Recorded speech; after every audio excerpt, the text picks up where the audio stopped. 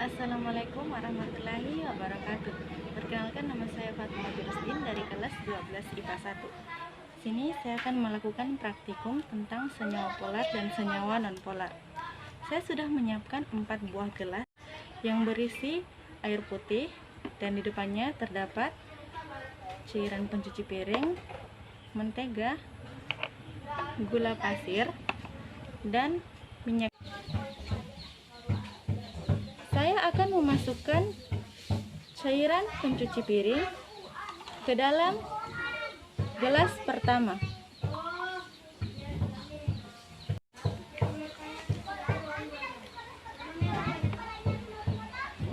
Amati hasilnya. Apakah cairan pencuci piring tercampur dengan air yang ada di dalam gelas pertama ini?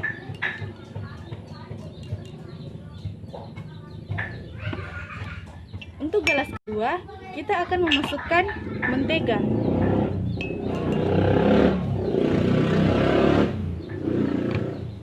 Amati hasilnya. Apakah mentega tercampur dengan air yang ada di dalam gelas kedua ini? Untuk gelas yang ketiga, kita akan memasukkan gula pasir.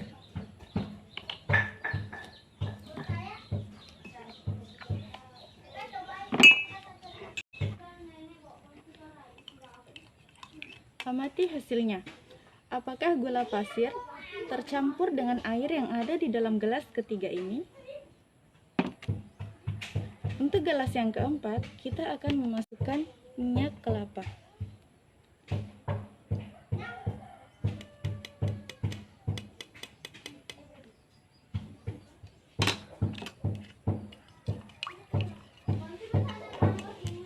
Amati hasilnya.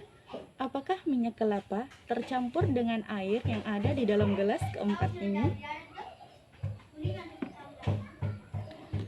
Nah, apakah teman-teman tahu?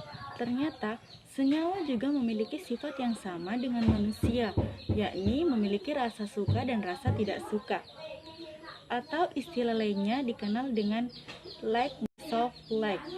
Jadi, senyawa akan tergabung dengan senyawa lain yang memiliki sifat yang sama dengan dirinya. Sebagai contoh, air. Air ini bersifat polar. Polar berasal dari bahasa Yunani, yakni pole atau pengkutuban. Artinya, air ini memiliki kutub positif dan kutub negatif.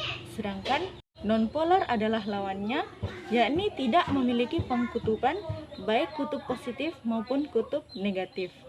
Selain itu, perbedaan lain antara senyawa polar dan senyawa non-polar adalah muatan parsial. Jadi, apabila senyawa polar memiliki perbedaan muatan parsial atau momen dipolnya lebih dari 0, sedangkan senyawa non-polar momen dipolnya sama dengan 0. Ciri lainnya, kalau senyawa non-polar biasanya terdiri dari atom-atom yang berbeda, kecuali O3 atau ozon. Sedangkan senyawa non-polar biasanya terdiri dari atom-atom yang sama. Pada praktikum ini, kita dapat mengetahui yang mana senyawa polar dan yang mana senyawa non-polar.